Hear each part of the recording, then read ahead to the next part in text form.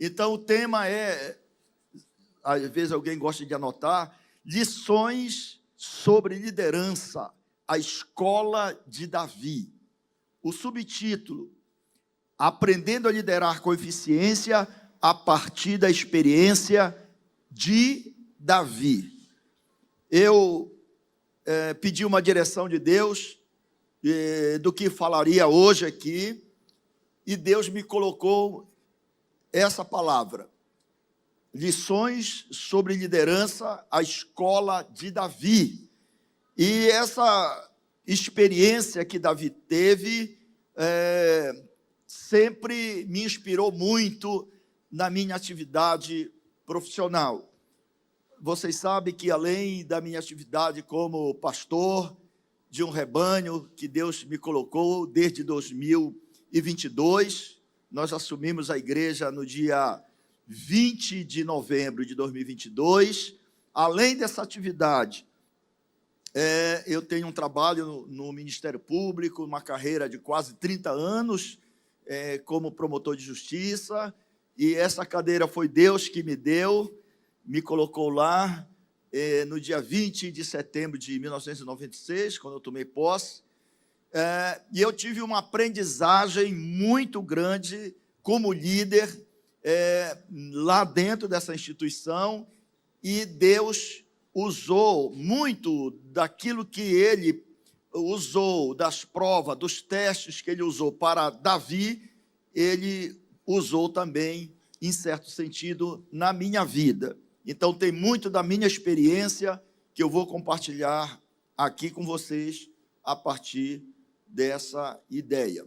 Bom, todos nós sabemos que Davi, ele foi um grande líder, Davi foi um grande guerreiro, e Davi vai chegar ao topo da carreira dele como o rei de Israel. Essa é a nossa referência.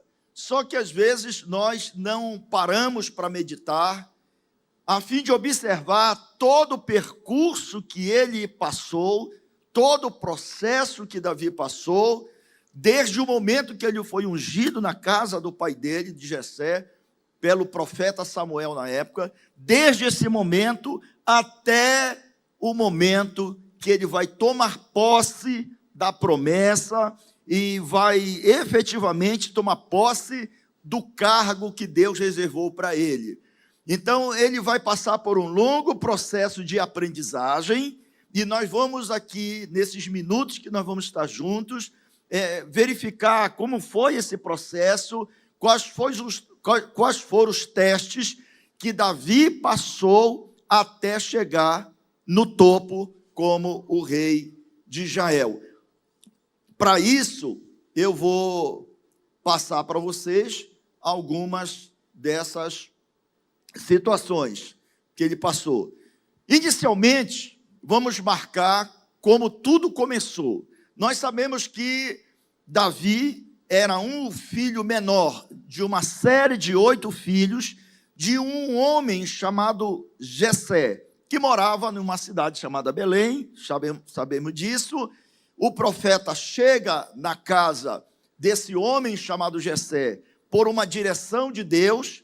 Deus não estava se agradando do exercício da liderança do rei que estava até então, que era Saul. Deus não queria mais esse rei. Deus havia reprovado a forma como esse rei liderava, e Deus agora queria constituir um novo líder, um novo rei. Então chega lá o profeta Samuel, e quando ele chega na casa desse homem, os irmãos de Davi se apresentam como pretendentes ao exercício dessa liderança maior, rei de Israel. E todos foram reprovados. Nenhum passou nesse teste preliminar. Quando terminou de passar a vista em cada um deles, o profeta vai e pergunta: não tem mais nenhum? E aquela resposta que o Jessé responde: olha, tem o menor, mas ele está cuidando das ovelhas, ele está no campo, ele não está aqui à vista. Então, manda chamar, porque eu não vou sair daqui, ninguém vai participar desse banquete até que ele chegue. Quando ele chegou, claro, isso levou um tempo, o profeta olhou e disse: é esse que Deus escolheu. Então começou aí que o critério de escolha de Deus para com Davi foi um critério de Deus e não um critério puramente humano. Então a liderança, Deus vai escolhendo, vai nos escolhendo e vai estabelecendo passos que a gente deve dar para poder exercer essa liderança. Às vezes, quem sabe, como líder de uma célula, líder de um grupo, aí a partir dali você, sendo aprovado por Deus, vai passar por outras fases, outras provas, até chegar aonde Deus quer. Bom, então, nesse primeiro momento, alguns paradigmas são quebrados quando Davi é escolhido. O primeiro deles, Davi não era guerreiro como os irmãos. Então, ele não tinha aquela estrutura física de um guerreiro. Ele não tinha aquela preparação de um guerreiro do ponto de vista natural, humano. Então, era como se fosse nos dias de hoje, dizer assim, olha, o Davi, ele não era um cara bombado de academia, não tem esses caras bombados de academia, então ele não era esse tipo, ele era um tipo normal de um pastor de ovelhas, mas Deus olha para ele e diz, é esse que eu quero, é esse que está compatível com os critérios que eu estabeleci, é esse que tem condições de suportar os testes que eu tenho para colocá-lo. E segundo, Davi, ele não se colocava à frente, ele não estava à vista daquele público que estava na casa de Jessé, ele não estava à vista. E tem um ditado, um dizer, na linguagem popular, que diz assim, olha, quem não é visto não é lembrado. Só que com Deus não funciona assim.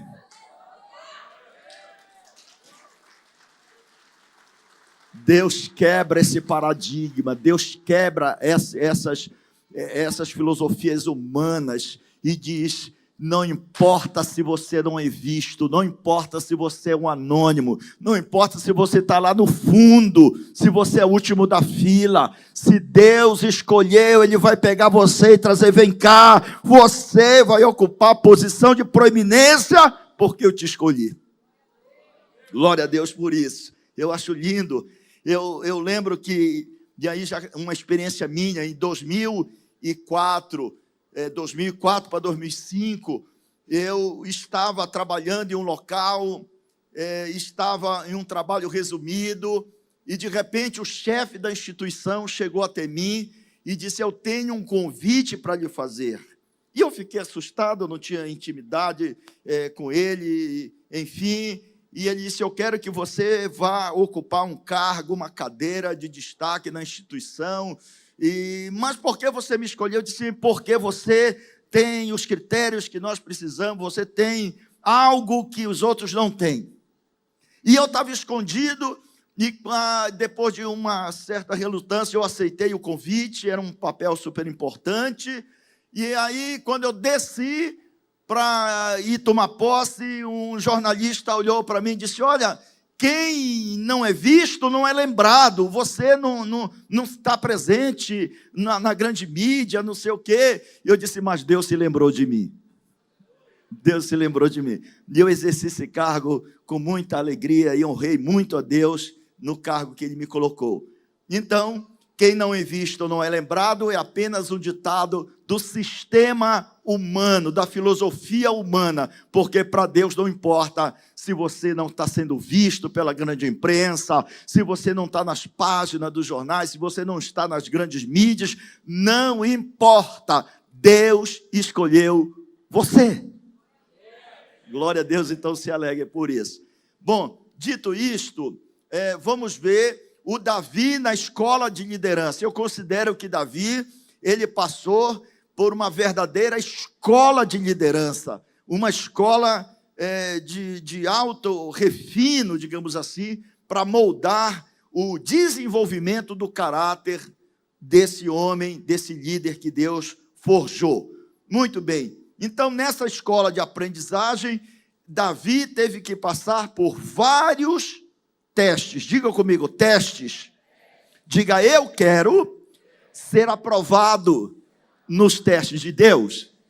Só que para ser aprovado no teste de Deus, nós temos que, antes de mais nada, fazer o teste. Nós temos que nos submeter ao teste que Deus coloca diante de nós. Não adianta alguém dizer assim, eu quero fazer um concurso, eu quero passar no concurso tal. Você não vai passar se você antes não se inscrever e fazer o teste. Ou seja, se você não se submeter ao teste, não vai acontecer nada na sua vida. Mas se você disser, eu me submeto ao teste, eu me submeto ao que Deus está colocando diante de mim por meio do líder que Deus colocou sobre a minha vida, então você começa a criar as condições necessárias para vencer, ser aprovado e avançar na tua vida como um líder.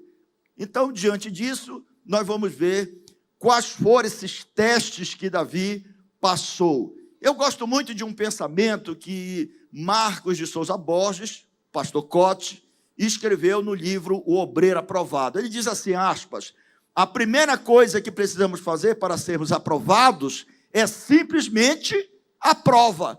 Ninguém pode ser aprovado em uma prova se não fez a prova.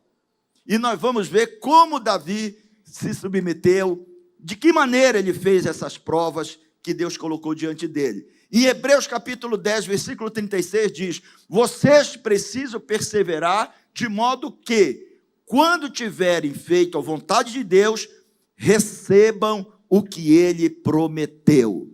O que ele prometeu. Quem tem promessa de Deus aqui? Diga, eu tenho.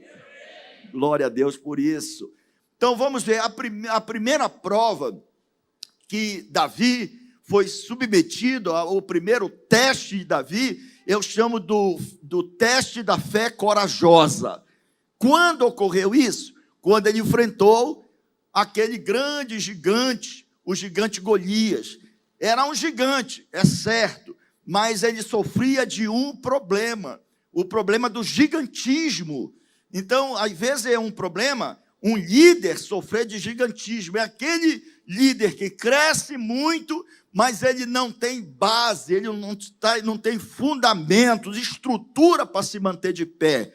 Era o que acontecia com esse gigante Golias, era só uma estrutura sem uma base sólida, e não é isso que Deus quer para nossas vidas. Pois bem, diante do enfrentamento, Davi teve que vencer aquela adversidade que às vezes nos vem, que é entre duvidar e acreditar. Davi teve que crer, acreditar de que era possível, mediante o poder de Deus na vida dele, ele vencer aquele gigante. Todos nós, queridos, se você trabalha com uma célula, ou trabalha com várias, ou lidera, ou supervisiona, você precisa acreditar na possibilidade de vencer essa adversidade que está diante de você. Então, o que aconteceu? Davi, ele olha para aquele gigante, não a partir da perspectiva humana, ele vai olhar a partir de um olhar de cima. Ele vai dizer, peraí, o meu Deus é o Deus Todo-Poderoso.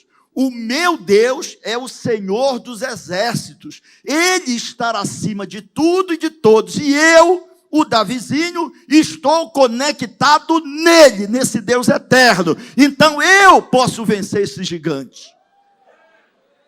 Portanto, ele estava dizendo, eu não vou lutar contra ele, contra força humana, eu não vou na força do meu braço, eu vou na força que vem do Deus que habita em mim. Aleluia! Aleluia! Aleluia! Então essa foi o primeiro teste dele, quando ele enfrentou o gigante. Segundo, vamos lá para o teste número 2. O teste da fama. Davi, nós sabemos que depois que ele venceu o gigante Golias, que ele o matou, pegou a espada do próprio gigante, cravou no pescoço do gigante, arrancou a cabeça, levantou a cabeça, chegou lá com o rei Saul, está aqui, matei, está aqui a prova de que eu venci no poder do Senhor, nosso Deus, está aqui a prova. Depois disso, a fama desse homem vai se espalhar por toda aquela região, por todo aquele lugar. E aí, queridos, há um texto bíblico lá no primeiro livro de Samuel, 18:7, quem quiser conferir depois, que diz assim: Saul feriu os seus milhares, porém Davi os seus 10 milhares. Olha só, as mulheres, a juventude daquela época, as pessoas ficaram tão impressionadas com essa capacidade de Davi, que eles começaram a exaltá-lo, começaram a desenvolver uma glorificação a Davi. Eles reconheciam que Saul era um líder, Saul era o rei, matou milhares, mas tem um outro que foi superior a ele, que suplantou a capacidade de liderança, que esse homem é Davi. Ele matou 10 milhares, uau! Alguém diria assim. Então, se fosse nos dias de hoje, gente, a internet, as redes sociais, o Instagram, o Facebook, TikTok, top, tudo quanto é rede social, estaria bombando o nome de Davi. Davi arrebentou a boca do balão. Ai, tchau. Aí, uau! Glória a Deus. De fato, ele arrebentou a boca do balão. De fato, foi algo extraordinário, tremendo, gente. Mas só que Davi era muito cuidadoso quando o assunto era lidar com a fama. Davi era muito cuidadoso quando o assunto era lidar com a popularidade.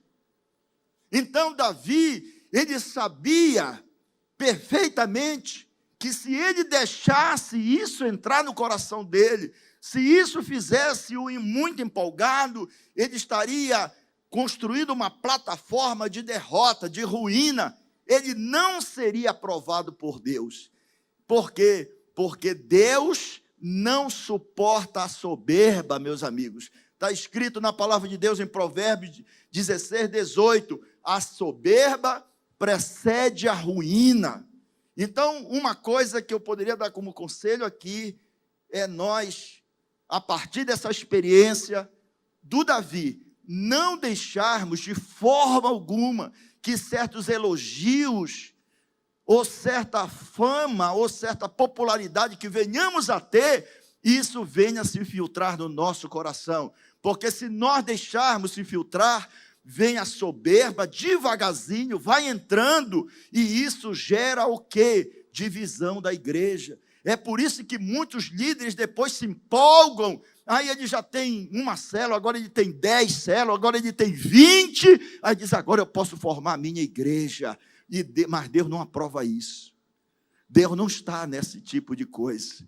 Nós temos que ser como Davi, dizer, se eu venci o gigante, a glória é de Deus.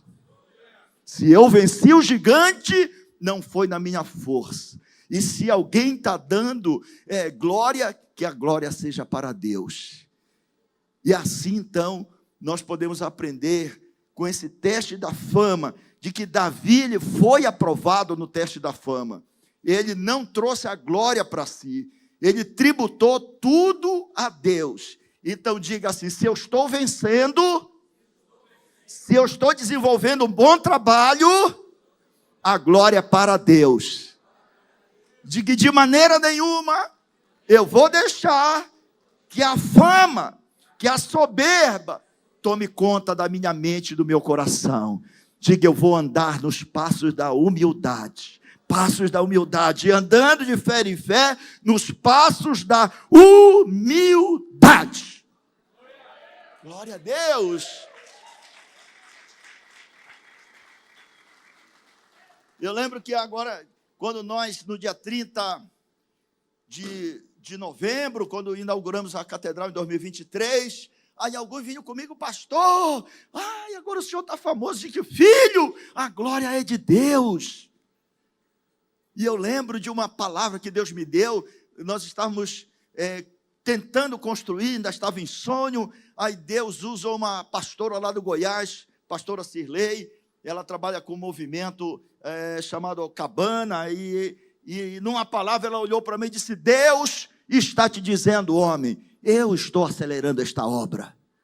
Então eu tinha consciência de que todo mover era de Deus. É claro que nós temos que fazer a nossa parte, nós temos que agir conforme a promessa que foi liberada, conforme a palavra liberada, a gente vai agindo e Deus vai abençoando, mas toda a glória para Ele.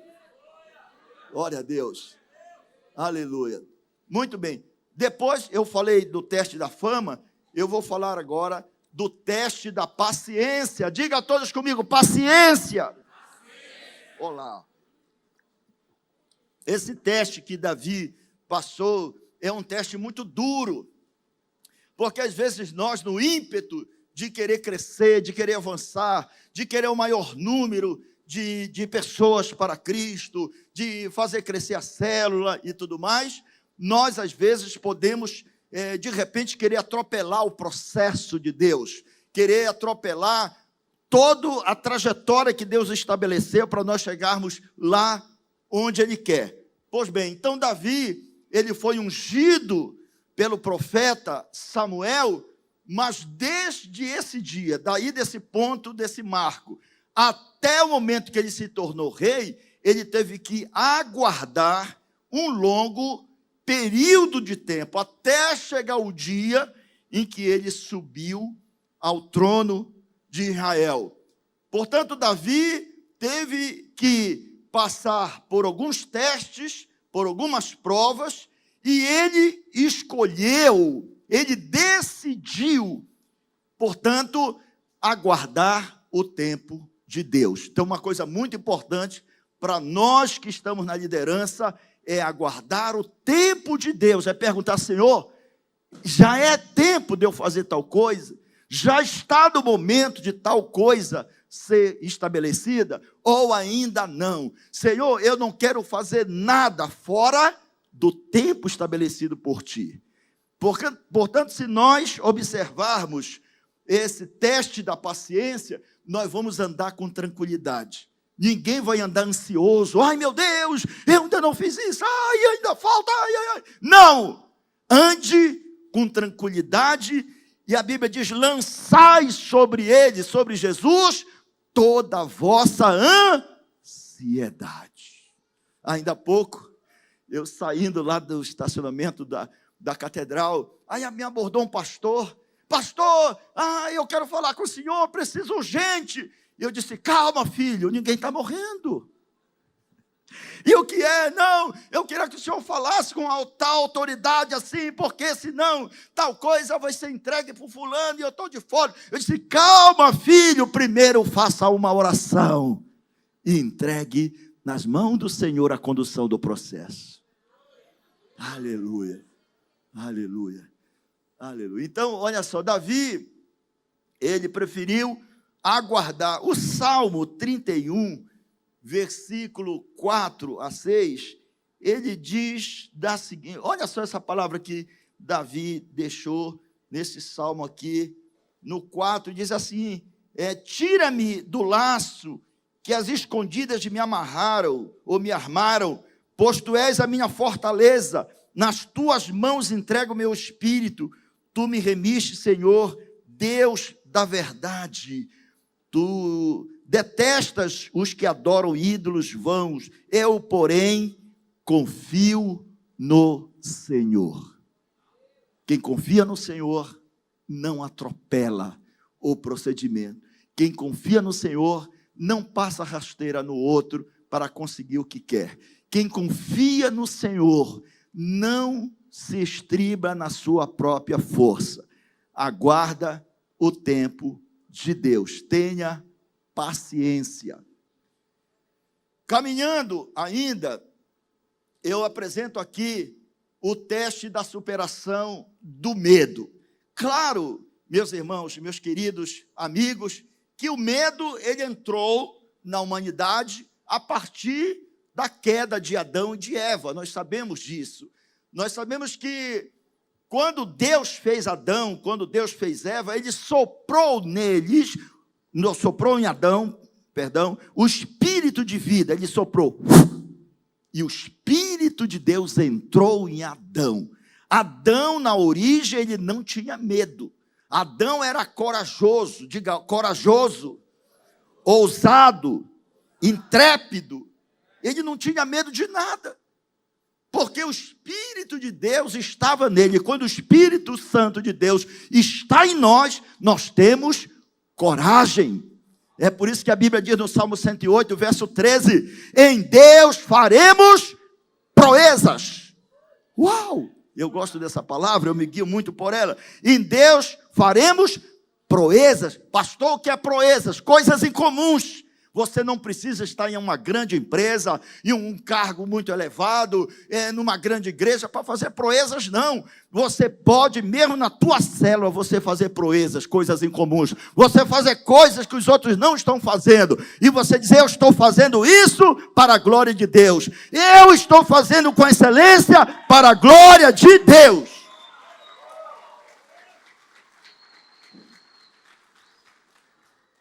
E Deus vai usar vocês para fazer proezas. Diga, Deus vai me usar para fazer proezas. Diga, coisas incomuns.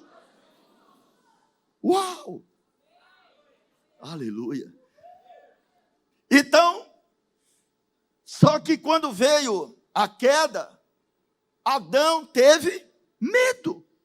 A Eva também teve medo. Por que tiveram medo? Porque o Espírito de Deus saiu. E eles ficaram despidos agora. Inclusive, quando diz assim, e os dois estavam nus.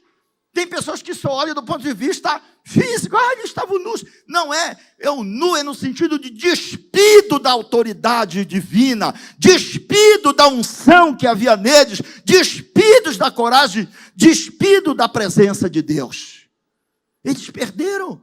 E agora estão desnudos do ponto de vista espiritual. Então, antes, vocês sabem que quando houve a queda de Adão e Eva, a natureza foi abalada. Os animais até então eram tudo mansinho. Todos, até o leão era mansinho, era como um gatinho que tem lá em casa.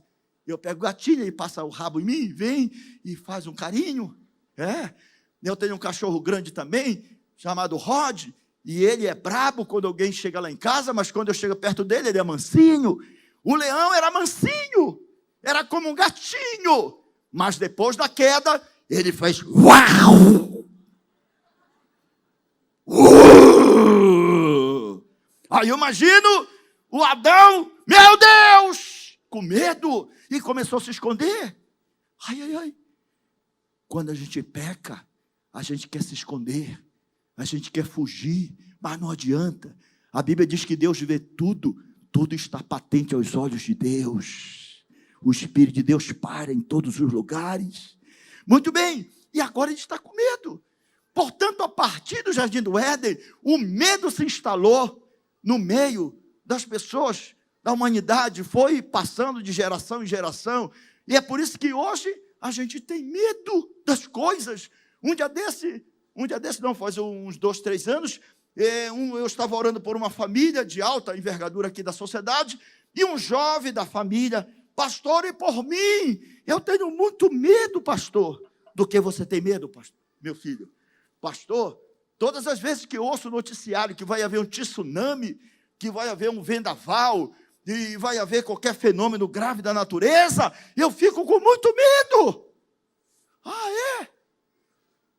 Sabe por quê? Porque você não está apoiado em Deus. E o que é que eu devo fazer? O que devo fazer? Primeiro eu vou te dar uma palavra de Deus que está no Salmo 27. Aí ele olhou, o que é que diz? Eu disse assim, a palavra diz assim, o Senhor é a minha luz, a minha salvação, de quem terei medo. Uau! Eu repito isso 3 vezes, até a tua alma, a tua mente incorporar e entender que há um Deus todo-poderoso que sustenta a tua vida. Diga comigo, o Senhor é minha luz e a minha salvação. De quem terei medo? De ninguém. Deus está na tua vida. Aí eu orei por ele, disse: Senhor, em nome de Jesus, eu repreendo esse espírito de medo que está rondando esse rapaz. Quando vê essas notícias, ele pensa que ele já vai morrer, ele pensa que ele já vai embora, mas em nome de Jesus, sai, espírito! Aí quando eu terminei, ele arregalou o olho: uau, e o medo foi embora, pastor. Ora, não vai. É no poder de Jesus Cristo.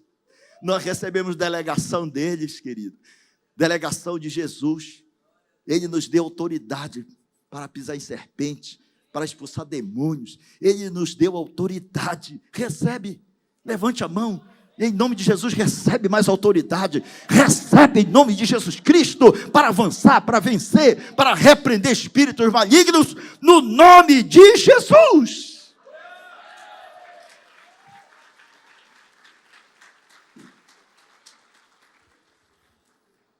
Queridos, quando o medo se aproximou de Davi, ele tinha um amigo chamado Jonatas, filho do rei Saul. O texto lá em 1 Samuel 23, 17 diz assim: então se levantou Jonatas e lhe fortaleceu a confiança em Deus e lhe disse: não temas, porque a mão de Saul, meu pai, não te achará. Portanto, tu reinarás sobre Israel. Mas a palavra que eu quero destacar é esta: não temas. Quem não lembra de Jairo, daquele lá do evangelho? Aquele homem sai da casa dele, tinha tentado de todas as formas a cura da sua filha de 12 anos e não conseguiu. Era um homem líder, era uma liderança, mas era um líder que tinha temor de Deus na vida dele. Então ele sai da onde ele estava e vai até Jesus. Quando ele chega próximo de Jesus, a primeira coisa que ele faz é se render aos pés de Jesus. A Bíblia diz que ele se prostrou diante de Jesus, reconhecendo que Jesus era a autoridade máxima. Aleluia. E aí ele disse: minha filhinha está terrivelmente doente. Vai até minha casa, impõe as mãos sobre ela. Jesus decidiu ir. Jesus sai do ponto de onde ele estava, a multidão estava cercando, e Jesus vai em direção à casa desse homem chamado Jairo, que era um líder da sinagoga. Só que, quando Jesus está no meio do caminho, surge aquela mulher que há 12 anos sofria aqueles fluxos sanguíneos, e aí ela interrompe tudo. Parece que Jesus não está mais interessado no Jairo, na causa dele. Mas aquele homem permanece ali, próximo de Jesus. Até que depois que termina esse momento, desse milagre que Jesus fez naquela mulher, a Bíblia diz que chegaram alguns da casa de Jairo e disseram: não incomodas mais o mestre. Por quê? Porque a tua filha já morreu. Ele estava dizendo: não tem mais jeito. O que Jesus fez? Jesus percebeu que o medo entrou no Jairo. Jesus olha para o Jairo com o propósito de arrancar aquele medo e disse: não temas, crê somente. Deus está dizendo isso para você: não temas, não tenha medo de qualquer adversidade, daqueles que estão falando mal de você, que estão contra você, daqueles que estão se levantando. Deus está dizendo: não temas. Pegue essa palavra, segure essa palavra, não tenha medo, avance, continue avançando, porque o reino de Deus a gente conquista dessa forma, não tendo medo, mas acreditando que Deus está conduzindo o processo de avanço da igreja aqui na terra. Aleluia.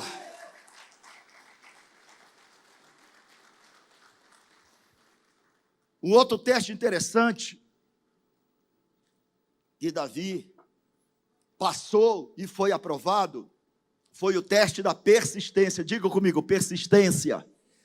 Outra vez. Persistência tem a ver com perseverança. Eu vou contar uma historinha rapidinho para vocês. Teve um tempo na minha vida, em 1996, alguns aqui eram bebês ainda. 1996 ou 95, por ali. Aí eu era louco para fazer um concurso da Polícia Federal. Me inscrevi, delegado da Polícia Federal. Aí eu fiz o teste, passei na parte escrita, mas quando eu fui ver o edital, tinha a aptidão física. Teste de aptidão física. É aptidão física? É que chama? É isso, não é? Aí eu fui ver lá, tinha que correr tantos quilômetros, tinha que fazer nadar, tinha que subir uma barreira, tinha que fazer agachamento, e um monte de coisa. Mas a primeira grande dificuldade minha era esse correr. Eu não tinha esse hábito de correr 12 quilômetros. Meu Deus! E agora? Aí eu cheguei em casa, falei para a esposa, ela disse, deixa de medo. Toma a posição de homem. Às vezes nós precisamos de alguém que diga assim, toma a posição de homem ou de mulher. Glória a Deus. Aí ela disse isso, e amanhã um professor de educação física vai estar aqui 5:30 da manhã na porta de casa e vai te levar lá para a praça, para Beira Rio, e você vai treinar e você vai vencer. Meu irmão, 5:30 da manhã, o homem estava lá, 5:40, eu estava lá na orla da cidade, e aí eu tentei correr, quem disse que eu conseguia? Ele disse, você vai, nem que seja trotando. Eu disse, o que é trotando? Ele disse, é assim.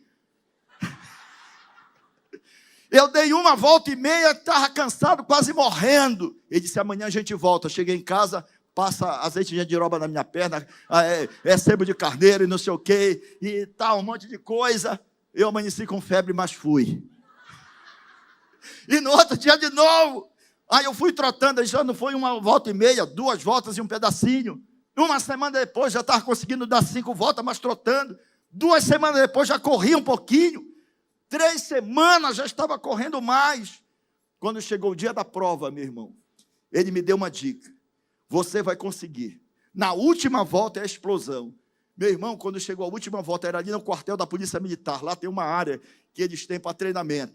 E aí era 9 horas da manhã, 9, aí nada, quando foi meio-dia que eles liberaram. Agora que vocês vão correr meio-dia no sol. E tinha um monte de meninos muito mais novos do que eu, meninos jovens, desses assim que da academia, e eu lá no meio, mais velho, e estava lá, vamos lá, e fomos. E eu fui no meio deles, pegando o vácuo deles. Quando chegou a última, eu disse, agora! Meu irmão, parece que um foguete pegou na minha perna e foi embora. E eu cheguei em primeiro, para a glória de Deus.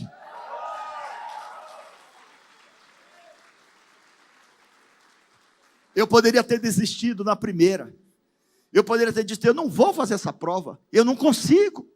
Mas uma voz mais forte dizia, vai, você vai conseguir. Uma voz superior dizia, vai, você vai conseguir. Deus está falando com isso para ti hoje que está querendo desistir. Vai nessa força, vai embora, vai. Continua caminhando, continua andando, continua, que Deus está contigo.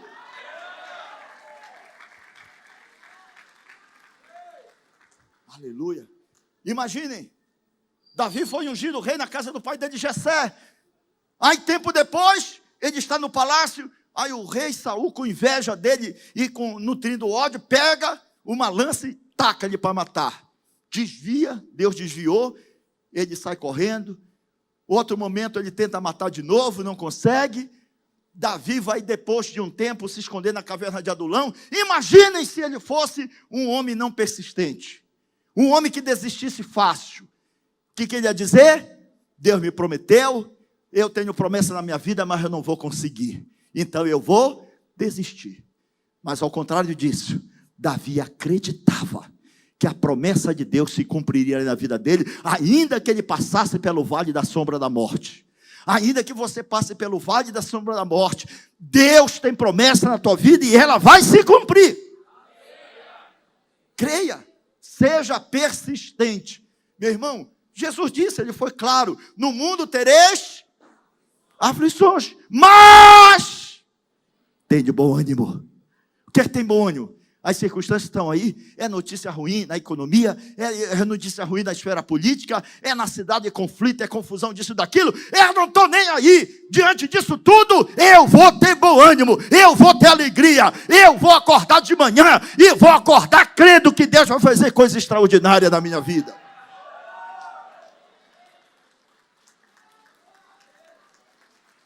Uau! Porque se a gente for dar ouvido para tudo quanto é notícia negativa, confusão, fofoca, meu irmão, a gente vai se abatendo, a gente vai desistindo. E o que é que Deus diz assim, em Romanos capítulo 5, versículo 3, 4? Porque sabemos que a tribulação produz perseverança, e a perseverança é um caráter aprovado. Também a palavra de Deus diz na segunda carta de Paulo aos Coríntios 4, 8. Em tudo somos atribulados, porém não angustiados, perplexos, porém não desanimados, perseguidos, porém não desamparados. Nós podemos ser perseguidos. Eu já passei por muitas perseguições, vocês talvez não tenham ideia. Uma delas, só para contar, era o ano de 2010. Eu era o procurador-geral de justiça deste estado. E aí, chega alguém comigo, no dia do Sírio, no dia que, não, era o dia de levar a santa dos lugares, das repartições públicas, não sei o quê. Eu disse, olha, ela pode visitar todos os lugares aqui, todos os gabinetes, mesmo o meu, porque eu já tenho um Deus santo. Alguém entendeu? Aí, mas o bispo está aí, ele mandou dizer que a santa quer te benzer, que você precisa. Ela está lá embaixo, a santa, e ele quer subir para entrar. Eu disse, meu irmão, eu já disse que eu tenho um Deus santo, todo-poderoso, que está aqui comigo. Aí não deu outra, no outro dia os jornais, a imprensa, a rádio, televisão, tudo contra mim. E eu disse, meu Deus, eu nunca tinha visto assim, como se fosse metralhadora, assim, tudo ao mesmo tempo. E Deus disse, te acalma, que eu não te abandonei. Você pode sofrer qualquer tipo de perseguição, se tu estiver na causa certa, a causa de Cristo, a causa do reino de Deus. Pode vir perseguição, mantenha-se firme, firme da rocha, que Deus vai cuidar de você. Você não vai ficar desamparado. Diga glória a Deus. Aleluia. E esse é o teste da perseverança. Já estamos caminhando para a finalização. O teste do fogo da tentação. Diga, fogo da tentação. Diga, eu preciso passar nesse teste. Então vamos lá. O que é isso? No livro de 1 Samuel 24:2, diz assim: tomou então Saul 3.000 homens. Quantos homens? Quantos? Escolhidos dentre todo Israel, e foi ao encalço de Davi e de seus homens. Ele foi ao encalço de quem? Davi e seus homens. Ok. Versículo 3. Chegou a uns currais das ovelhas no caminho, onde havia uma caverna. Havia o quê? Uma caverna. Entrou nela Saul a aliviar o ventre. O que foi que ele foi fazer? Aliviar o ventre. Sabe quando está muito cheio de açaí intocado? Aí tem que aliviar para poder continuar sobrevivendo. Ora, Davi e os seus homens estavam assentados no mais interior da caverna, lá para o fundo da caverna. Então os homens de Davi lhe disseram: hoje é o dia do qual o Senhor te disse: eis que te entrego nas mãos o teu inimigo, e far-lhe-ás o que bem te parecer. Queridos, aqui nós temos uma cena muito engraçada. Saul está com um exército de 3.000 homens do lado dele. Saul está perseguindo rigorosamente a Davi. Ele não sossega enquanto não matá-lo. Ele está procurando por todos os lugares daquele deserto. Tudo quanto era bequinho ele entrava procurando e não achava. De repente, ele começa a sentir umas contrações aqui na barriga, no ventre. O número 2. Aí tal. Aí ele, é o seguinte, de acordo com o Deuteronômio 23, não podia fazer isso no acampamento. Tinha que sair fora. Então, de repente, diz assim para os soldados dele: fique aqui, que eu vou esvaziar o ventre. Fique aqui. E ele sai, se retira para um local distante. Ele enxerga uma caverna. Lá está a porta da caverna. Ele se dirige para lá. Quem está lá dentro da caverna, escondido? Davi. Davi está lá com seus homens, uns 300 homens lá dentro. Silêncio total. De repente, Davi, imagino ele orando: Senhor, me livra, Senhor. Eu estou num aperto muito grande, esse homem vai me matar, Senhor. Quando ele levanta a cabeça, ele olha para a porta da caverna. Quem ele enxerga?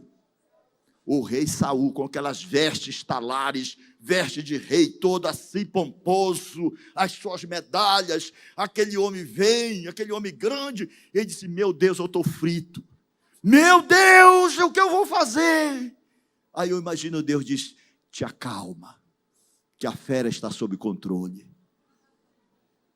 O Saul entra, mas só que ele entra só, e depois que ele entra, ele vai procurar um cantinho daquela caverna, e ele vai ter que tirar as vestes dele. Eu vou tirar aqui, fazer como se fosse o cenário.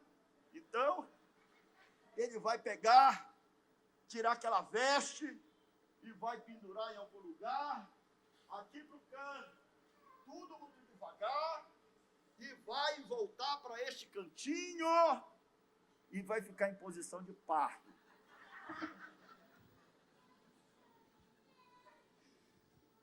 E aí, naquele silêncio, Davi está lá no fundo, meu Deus, que cena é essa?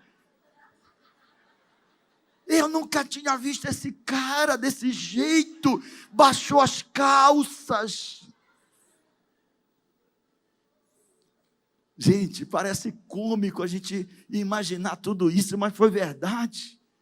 É que a gente não para refletir, olha só o cara, ele está olhando lá para a porta da caverna, Davi está lá no fundo, imagina assim uns 60, 80, 100 metros de fundo, aí os homens que estão com Davi, de repente dizem, Davi, esta é a oportunidade que Deus te deu, é hoje que Deus deu esse homem na tua mão, Davi, vai lá e mata esse homem, hoje, olha como Deus é bom, Davi, olha que Deus é esse, ele te deu esse homem, colocou diante de ti, para te matar esse homem sem pena, Davi, mete a espada, Davi,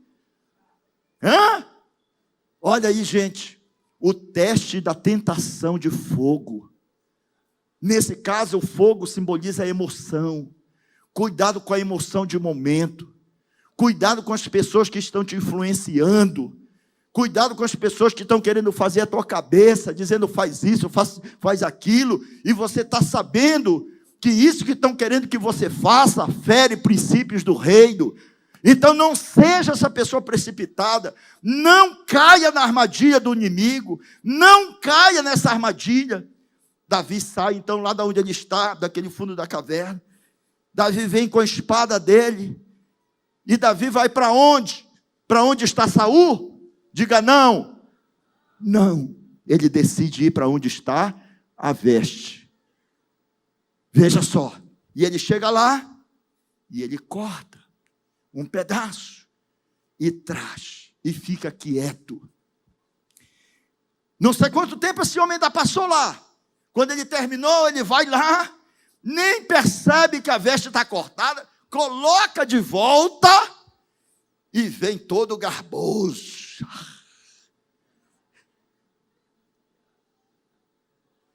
Davi deixa ele se afastar. Eu imagino Davi desviando. Peraí, isso aqui está horrível. Está horrível. Ai, meu Deus, não tem nem detergente aqui. E Davi grita, ei, Saul! Ele olha aqui o que aconteceu. Eu tive a chance, mas eu não fiz.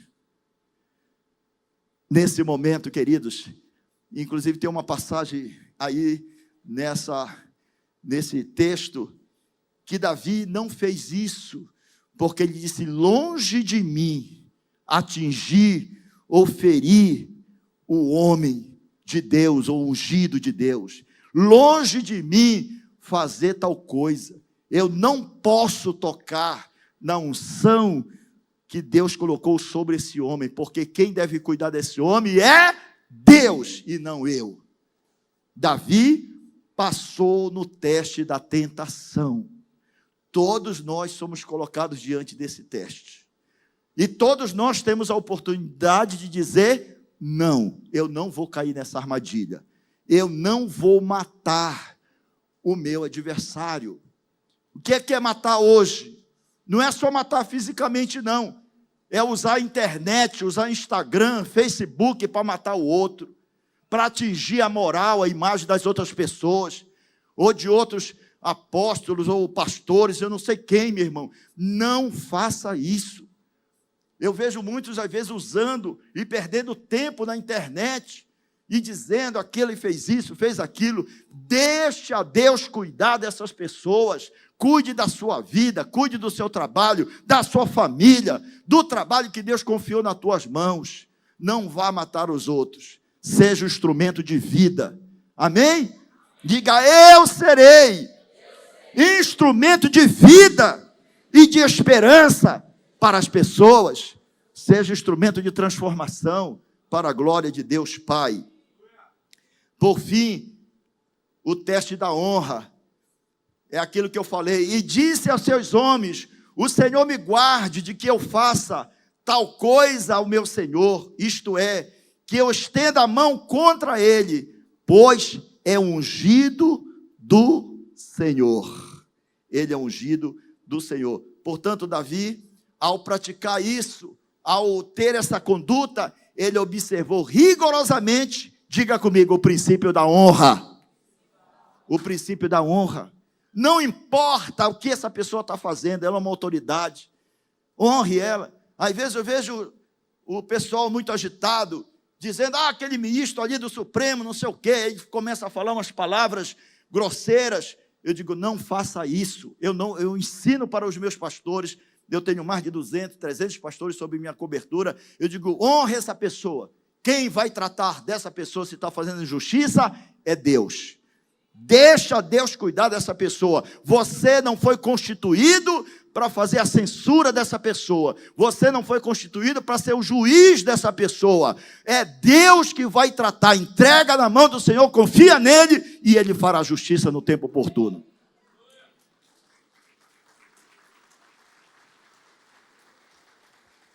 Honre a pessoa que está em autoridade na relação com você.